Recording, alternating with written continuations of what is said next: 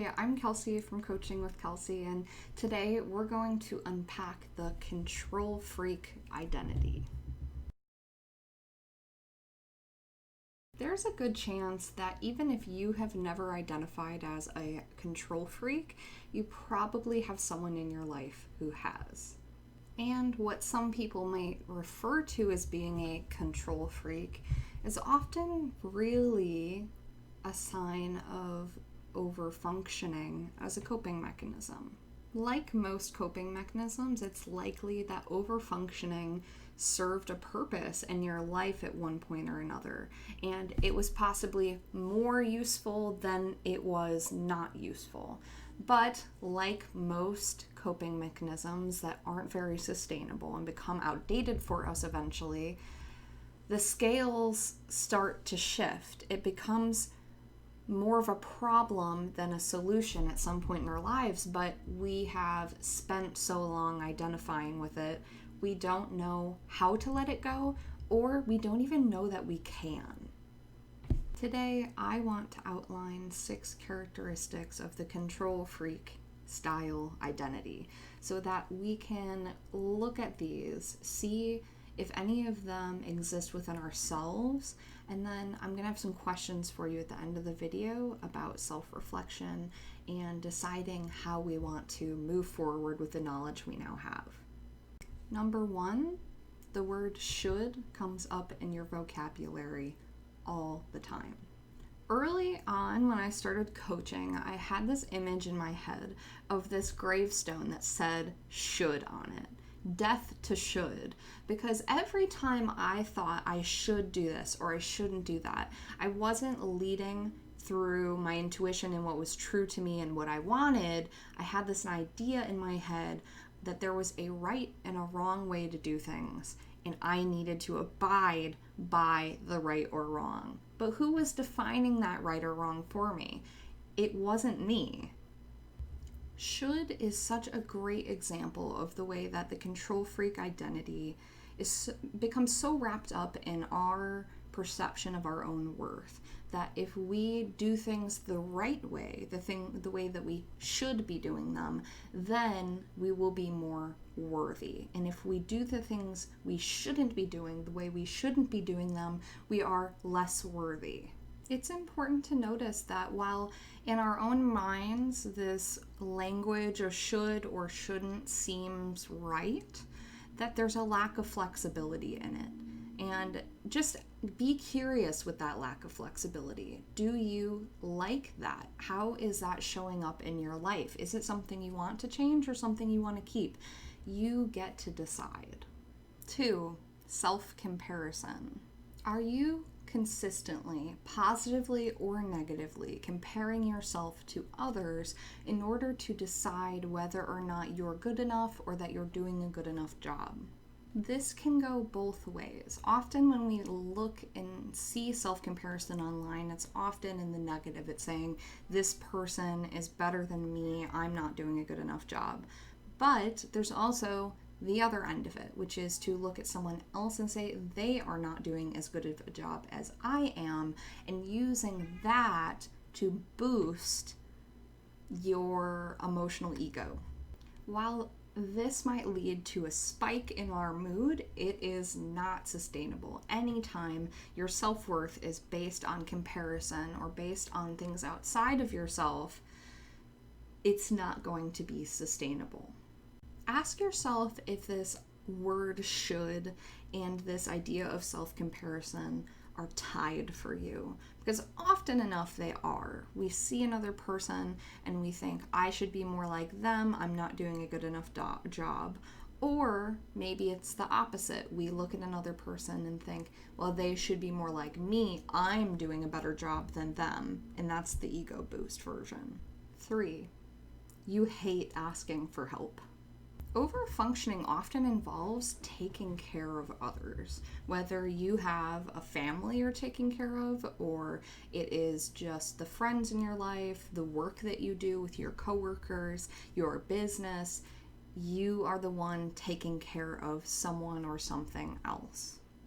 This identity of being a control freak is often very connected to our idea of what is strength and what is weakness.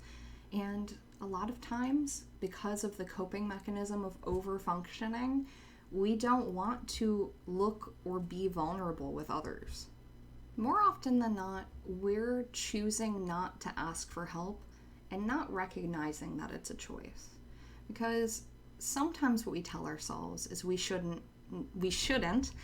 need to ask for help, that others should simply just help us, because then we wouldn't need to be vulnerable with them. But here's the problem, right? We have already painted ourselves as someone who doesn't need help. And so a lot of times it's not other people's first instinct to look at us and think we need help. But we have to acknowledge we have played a part in other people's perception that we don't need help. So I want to paint a quick picture for you of what this cycle looks like, or can look like. Okay, so we start off up here, we don't ask for help. Then we don't receive help because we did not ask for help. Then we build resentment because other people aren't helping us even though we didn't ask. And then over here in this big old circle, we strengthen the belief that others are not capable, and therefore, why should we ask them for help? And then we're back at the beginning, not asking for others for help. And over time, that resentment builds and builds and builds, and we continue the process of being uncomfortable asking for help. What does that do? Well, it reinforces this coping mechanism that is not serving us, and we continue to take it in and make it a part of our identity. 4, your anxiety manifests as irritability.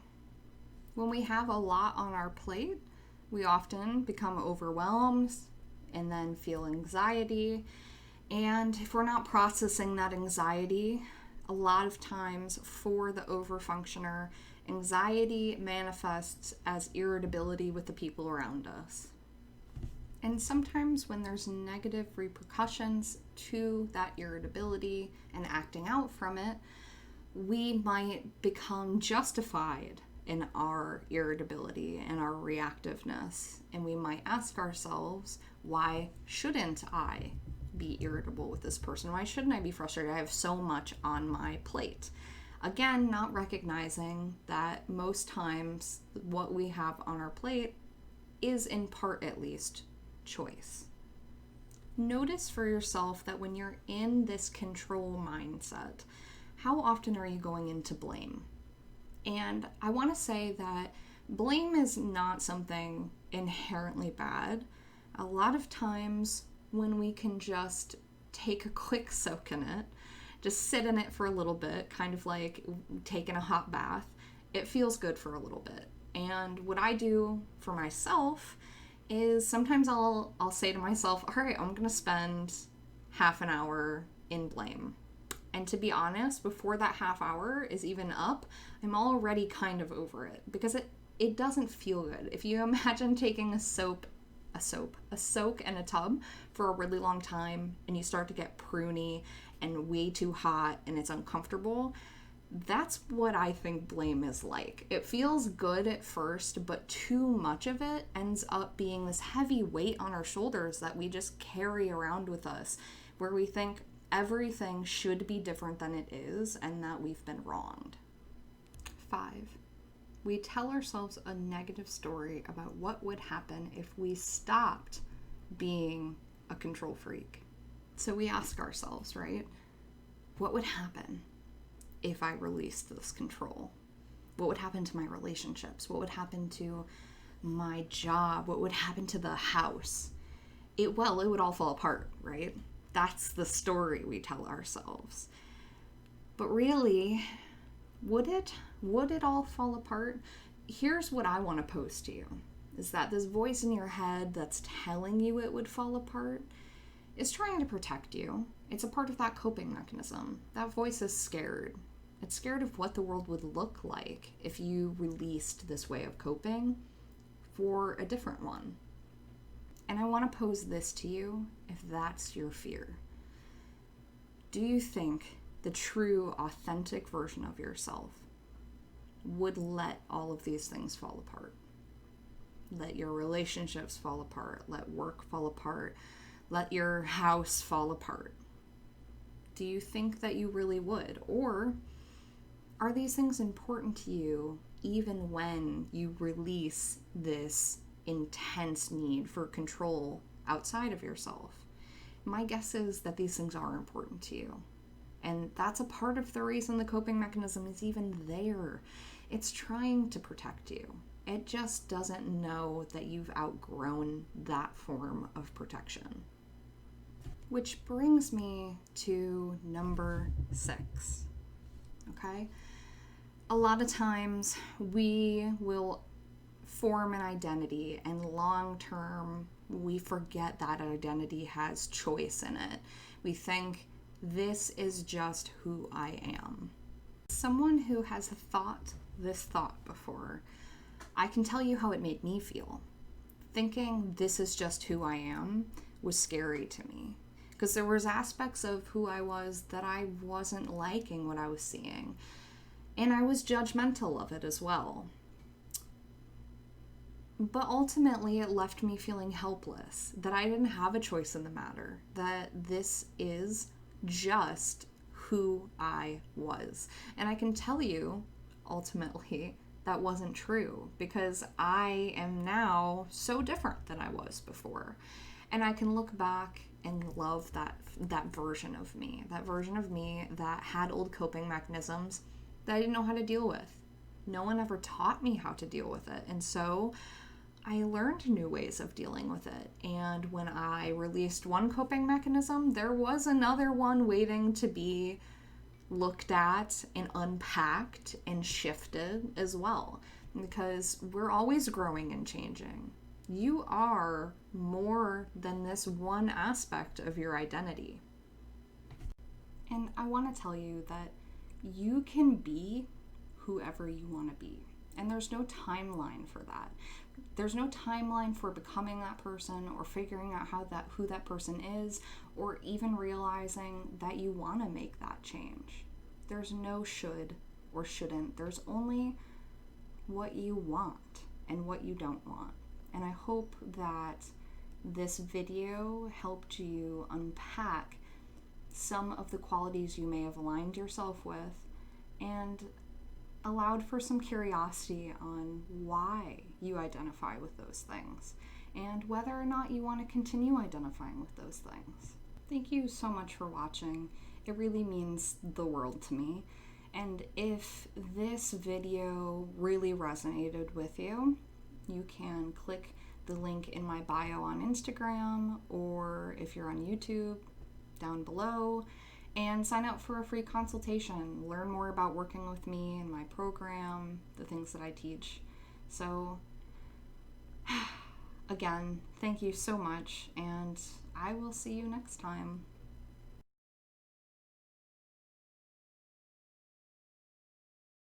And I want to tell you